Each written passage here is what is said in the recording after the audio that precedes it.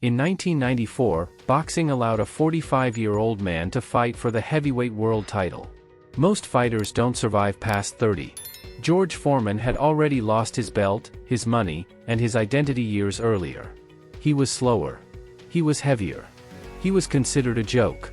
But what most people never ask is this: why would a man who had already lost everything risk being humiliated one last time? This is not a story about luck. It is the story of how a man went from losing everything to rewriting history with one punch. The fight took place on November 5, 1994. Across the ring stood Michael Moorer. 26 years old. Undefeated. Faster. Sharper. Everything a heavyweight champion was supposed to be. The odds were brutal. Foreman was there to lose. Everyone knew it. From the opening bell, the pattern was clear. Moorer circled. Jabbed. Scored clean points.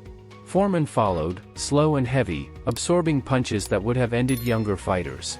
Round after round, the scorecards drifted further away from him.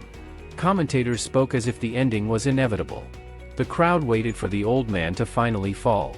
But something strange happened as the minutes passed. Foreman didn't panic. He didn't chase. He didn't rush. His face stayed calm, almost detached, as if he had already accepted the worst outcome. Each punch he threw was deliberate, minimal, measured. He wasn't fighting the man in front of him. He was waiting. By the 10th round, the verdict seemed written. Foreman was behind. The belt was slipping away. Then, in a moment so sudden it felt unreal, he stepped forward and threw a single right hand. One punch. No combination. No warning. Moorer collapsed to the canvas. The arena froze. Silence before disbelief. Then chaos. At 45 years old, George Foreman became the oldest heavyweight champion in history. Not by dominance. Not by speed. But by surviving long enough to deliver one moment that erased every doubt. George Foreman was born in 1949, in Marshall, Texas, and raised in Houston. He grew up poor, in a black neighborhood where survival mattered more than dreams. His biological father was absent. The man who raised him struggled to provide. The house was crowded. Money was tight. Discipline was inconsistent. What stayed constant was anger. As a child, Foreman didn't feel small. He felt invisible. School never made sense to him. Authority felt distant. By his early teens, he had dropped out completely. The streets offered something school never did: attention, respect, fear. He became known for fighting, stealing, intimidating. Not because he enjoyed it, but because it worked. Violence gave him a role. Without it, he had none. He later admitted that he expected his life to end early. Prison or death felt inevitable. There was no long-term plan. No future version of himself to protect. Each day was about proving he wasn't weak. Each confrontation was a test. And every test pushed him further into the identity of a problem no one expected to fix. The turning point didn't come from inspiration. It came from intervention. At 16, Foreman joined the Job Corps, a government program designed to pull young men out of trouble. He arrived angry, suspicious, and ready to fight anyone who challenged him. But something unexpected happened there. For the first time, structure didn't feel like control. It felt like direction. It was inside that program that he was introduced to boxing. Not as a dream. As an outlet. A way to release the rage that had been building since childhood. Trainers noticed his size immediately. Then his power. Then the way other boys stopped smiling when he put on gloves. Boxing didn't calm him. It focused him. The ring gave his anger rules. It gave consequences. You couldn't just swing wildly. You had to wait. You had to listen. You had to learn when to stop. For a young man who had never learned restraint, this was new territory. Slowly, discipline replaced chaos. Not completely. But enough. At home, nothing changed. The poverty remained. The environment stayed harsh. But Foreman had found something that made sense. In the ring, effort was rewarded instantly. Strength mattered. Fear could be turned outward instead of inward. Each punch landed confirmed something he had never felt before: purpose. He trained obsessively. Not out of love for the sport, but out of fear of returning to who he was before. Boxing became the barrier between the life he was escaping and the one he didn't yet understand. The harder he trained, the further that old version drifted away. By the time he entered amateur competitions, his reputation followed him. He wasn't technical. He wasn't graceful. He was terrifying. Other fighters saw the anger in his eyes and hesitated. That hesitation became his advantage. Winning didn't feel like joy. It felt like relief. Another day survived. Another proof that he was becoming someone else. But underneath the rise was an unspoken truth. Foreman wasn't learning how to process emotion. He was learning how to weaponize it. The rage that fueled him never disappeared. It was simply redirected. And while that made him dangerous in the ring, it also planted the seeds of the struggles that would come later. Because when your entire identity is built on strength, there is no plan for what happens when strength fails. And no one was teaching him that yet. Fan 4, First Steps into Career. By the late 1960s, George Foreman's life had narrowed into a single direction. Boxing was no longer just an outlet. It was the only structure holding everything else together. Training gave his days shape. Winning gave him validation. Losing, which rarely happened at that stage, felt unthinkable. He progressed through amateur boxing at a speed that surprised even his coaches. His technique was raw. His footwork was stiff. But his power was undeniable. When he connected, opponents froze. Some didn't get back up. Others never looked the same afterward. Word spread quickly. This wasn't a refined fighter. This was a force. In 1968, everything accelerated. Foreman qualified for the Olympic Games in Mexico City. He was 19 years old. Still emotionally immature. Still fueled by anger more than strategy. But the Olympics didn't reward subtlety. They rewarded dominance. Foreman bulldozed his way through the heavyweight division and won the gold medal. On the podium, he waved a small American flag. It was supposed to symbolize pride. For him, it symbolized arrival. Proof that he mattered. That medal changed how the world looked at him. More importantly, it changed how he looked at himself. He turned professional soon after, stepping into a sport that was brutal even by the standards of the time. Heavyweight boxing in the early 1970s was unforgiving. Careers were short. Damage was permanent. And mistakes were punished immediately. Foreman didn't ease into it. He tore through opponents with the same violence that had once ruled his teenage years. Wins piled up. Knockouts came fast. Promoters loved him. The public feared him. He didn't talk much. He didn't smile. His presence alone felt threatening. That image became part of the marketing. The silent destroyer. The man no one wanted to face. But behind the scenes, the foundation was fragile. Foreman was winning, but he wasn't learning how to lose. He was learning that power solved everything. Coaches warned him about patience, about pacing, about conserving energy. He listened just enough to keep winning. Not enough to change. Money arrived quickly. Attention followed. And with it came isolation. Foreman didn't trust people easily. Success didn't soften him. It reinforced the belief that dominance was the only language that worked. The ring became a place where all his unresolved emotions were allowed to exist without consequences. Outside of it, those emotions had nowhere to go. By the early 1970s, he was undefeated and moving rapidly toward a title shot. Each fight reinforced the myth building around him. Journalists wrote about his power as if it were unnatural.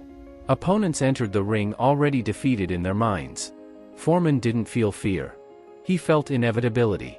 But inevitability is dangerous. It creates blind spots. It convinces you that preparation matters less than identity. That you are who you are, and that will always be enough. No one around him was forcing him to confront his weaknesses. No one was asking what would happen if power wasn't enough. Foreman's early career wasn't just a rise. It was a narrowing. Every win pushed him further into a single version of himself. The unstoppable puncher. The intimidating champion in waiting. And the higher he climbed on that image, the harder it would become to survive the moment it cracked. Because in boxing, eventually, it always does. By 1973, George Foreman was no longer a prospect. He was a threat. Undefeated. Feared. And moving straight toward the center of the heavyweight division. Promoters didn't sell his fights on personality or charm. They sold inevitability. The idea that once Foreman touched you, the night would end. The title shot came against Joe Frazier, the reigning heavyweight champion. Frazier was respected. Tested. Proven. He had beaten Muhammad Ali. He was supposed to be durable. On paper, this was a real fight. In reality, it was a dismantling. Foreman knocked Frazier down 6 times in 2 rounds. 6. The referee stopped it not because Frazier quit, but because the damage was becoming irreversible. Cameras caught something rare in heavyweight boxing. Fear. Not from the challenger. From the champion. That night changed everything. George Foreman became world champion, and the narrative locked in. He wasn't just the best heavyweight in the world. He was the most dangerous. Commentators spoke about his punches like natural disasters. Trainers warned fighters to avoid him. Promoters struggled to find opponents willing to sign. With the belt came money. With money came isolation. Foreman didn't celebrate like other champions. He didn't blend into celebrity culture. He stayed guarded. Suspicious. Success amplified his existing traits instead of correcting them. He trusted fewer people. He listened less. And he leaned harder into the identity that had carried him this far, dominance. Training camps became shorter. Sparring partners became more expendable. He relied on intimidation as much as preparation. When you believe no one can stop you, the discipline that got you there starts to feel optional. Wins reinforced that belief. Each defense convinced him that his power would always be enough. The media played its role. Foreman was portrayed as a monster. Silent. Emotionless. A man built only to destroy. That image sold tickets. It also stripped him of nuance. No one asked what was happening inside his head. No one cared. Champions aren't supposed to struggle. They're supposed to win. Behind closed doors, Foreman was uncomfortable in his own success. He didn't know how to enjoy it. Joy felt unsafe. Vulnerability felt like weakness. He stayed tense even in victory. Always ready to fight. Always on guard. The belt didn't bring peace. It brought pressure. As the champion, he was pushed toward one inevitable confrontation. Muhammad Ali. Ali was everything Foreman wasn't. Talkative. Psychological. Strategic. Where Foreman relied on force, Ali relied on patience and mind games. The contrast was perfect for the sport. The build-up was relentless. 2 men. 2 philosophies. 1 belt. Foreman entered that fight convinced of his superiority. Younger. Stronger. Hungrier. He had demolished champions before. There was no reason to believe Ali would be different. He didn't adjust his preparation. He didn't plan for the long game. He planned to break Ali early and leave with the belt intact. But the fight didn't follow the script Foreman had written in his head. From the opening rounds, Ali refused to fall.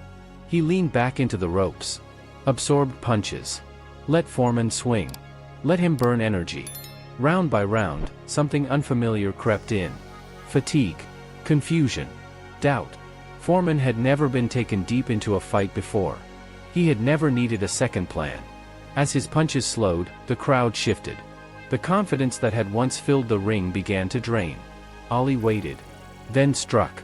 When Foreman fell, it wasn't just his body hitting the canvas. It was his identity. The unstoppable force had been stopped. The monster had been exposed as human. And for the first time in his career, Foreman didn't know who he was without dominance. The loss didn't just take the belt. It cracked the foundation everything else was built on. The media moved on. The fear disappeared. Opponents stopped hesitating. Foreman tried to continue fighting, but something essential was gone. The certainty. The inevitability. The version of himself he trusted no longer existed. At the peak of his fame, surrounded by money, recognition, and history, George Foreman found himself more lost than he had ever been as a teenager on the streets of Houston. And the fall had only just begun. After the loss, nothing collapsed all at once. That's what made it worse. George Foreman didn't disappear overnight. He kept fighting. He kept winning some bouts. From the outside, his career looked intact. From the inside, something essential had broken. For the first time in his life, power no longer guaranteed safety. The fear he used to put into others now lived inside him. He trained, but without conviction. He fought, but without certainty. Every punch he threw carried a question he had never faced before. What if this isn't enough anymore? The loss to Ali rewired how people saw him. Fighters stopped backing away. Promoters stopped treating him like an unstoppable force. Journalists stopped using words like inevitable. Subtle shifts, but Foreman noticed all of them. He felt exposed. Stripped of the aura that once protected him. As his confidence eroded, so did his discipline. Training camps lost their intensity. Motivation became inconsistent. The structure that boxing had once given his life started to loosen. Without the belt, without fear, he struggled to find the same reason to endure pain. In 1977, during a fight in Puerto Rico, his body gave out. Foreman collapsed in the locker room afterward, suffering severe heat exhaustion. He later described the moment as feeling close to death. The room faded. His breathing stopped making sense. Panic set in. This wasn't the controlled violence of the ring. This was helplessness. That moment marked a psychological rupture. Foreman experienced what he believed was a near-death experience.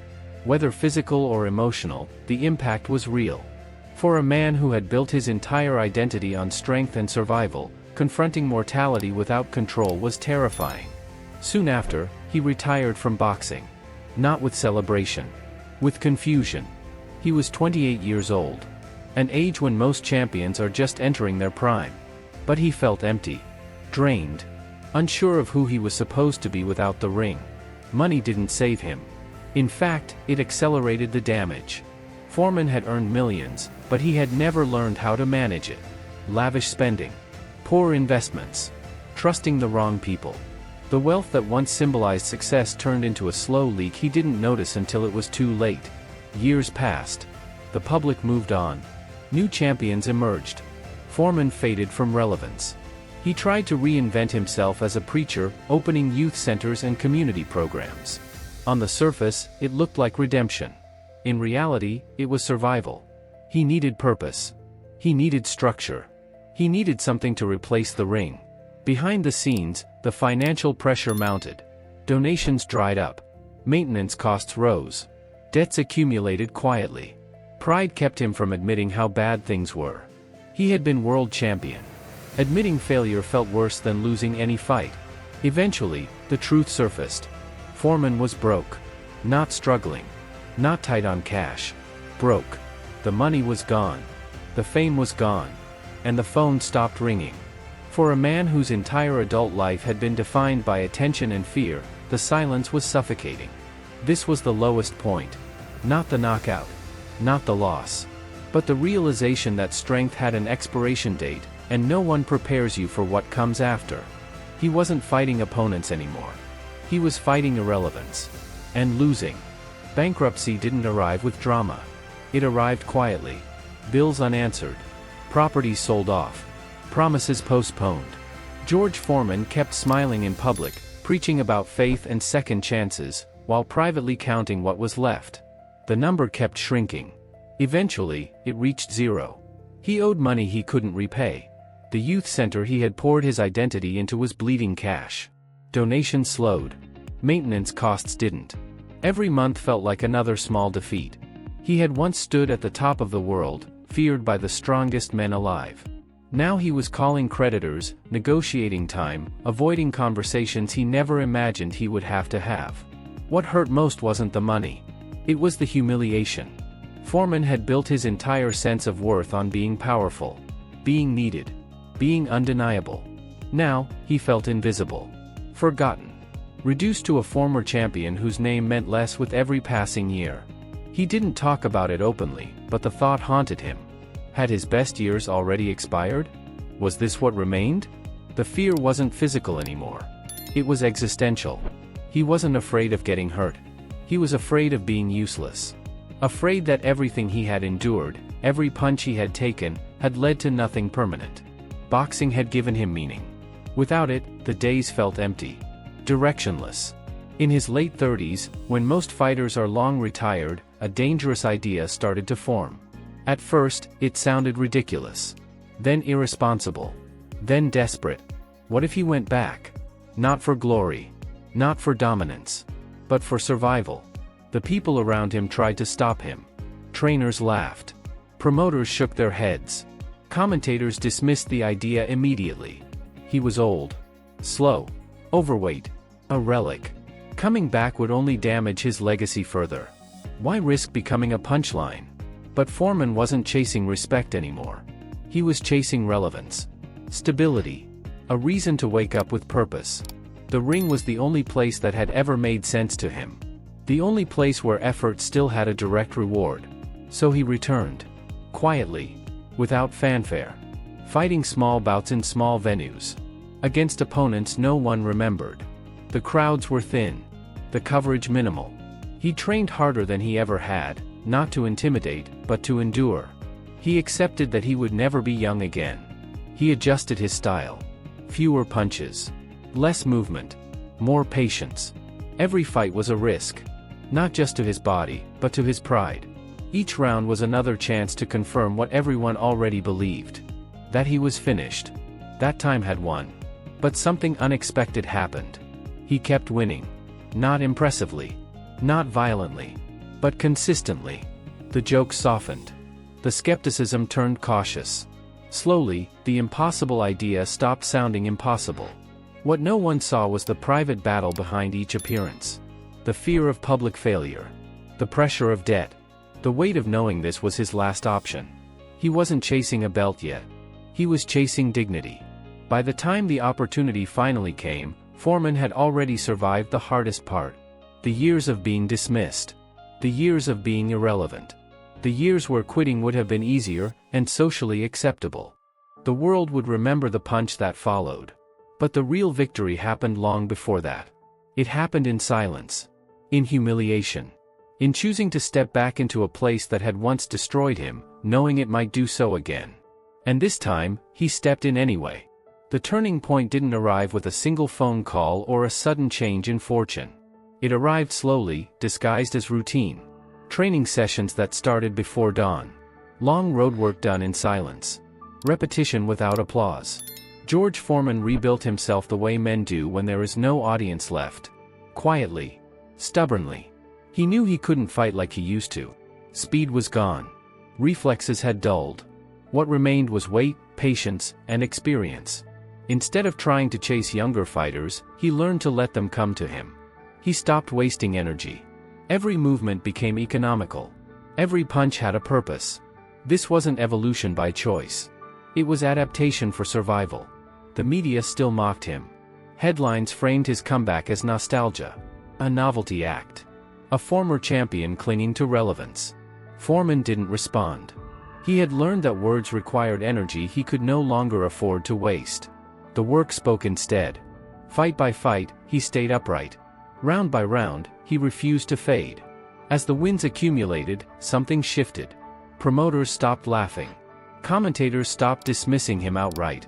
The tone softened from ridicule to curiosity. Not because he looked impressive, but because he refused to disappear. At an age when most fighters couldn't climb the ring steps, he was still absorbing punishment and giving it back.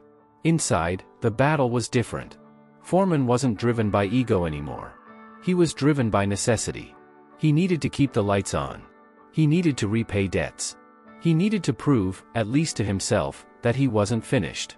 Every training camp felt heavier than the last. Recovery took longer. Pain lingered. But quitting carried a deeper cost. The real shift came when he stopped fighting time and started working with it.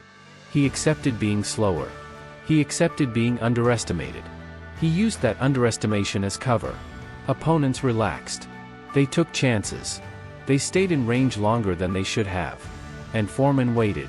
Years passed like this. Unremarkable fights. Modest paydays. Gradual progress. No shortcuts. No viral moments. Just accumulation. The kind that doesn't look like momentum until it's too late to stop. Then the opportunity surfaced. A title shot against Michael Moorer. Young. Undefeated. A southpaw with speed and confidence. On paper, it made no sense. Foreman was 45. Moorer was in his prime. The fight was approved more out of obligation than belief. Foreman was there to validate the champion. To lose with dignity. Training for that fight was different. Foreman didn't chase conditioning he couldn't reach. He focused on timing. Distance. One opening. He didn't need to win rounds. He needed one moment. Just one. On fight night, he walked to the ring without ceremony. No bravado. No intimidation. Just acceptance. He knew what the world expected. He also knew what he needed. As the rounds passed and the scorecards slipped away, nothing changed in his expression. He had been here before. Losing quietly. Being dismissed. And then the opening appeared. Brief. Almost invisible. Moorer lingered half a second too long. Foreman stepped in and delivered the punch he had been saving for years. Not fueled by rage. Not by ego. But by patience. When Moorer fell, Foreman didn't celebrate immediately. He stood there, stunned. As if he needed proof that what just happened was real. The belt was placed around his waist. Cameras flashed. History was rewritten. But the true turning point wasn't the belt. It was the understanding that came with it. Foreman had won not by returning to who he was, but by becoming someone else entirely. Slower. Older. More deliberate. More human. He didn't beat time. He outlasted it. After the belt was secured, the noise returned. Interviews. Headlines. Praise that had been absent for years. George Foreman smiled more now, but the smile was different. Lighter. Less defensive. He no longer carried the tension of someone afraid to lose what he had just gained. He had already lost everything once. That fear no longer controlled him. He didn't chase another long reign. He didn't try to prove dominance. The mission had been completed. The debt was paid. Financial stability returned.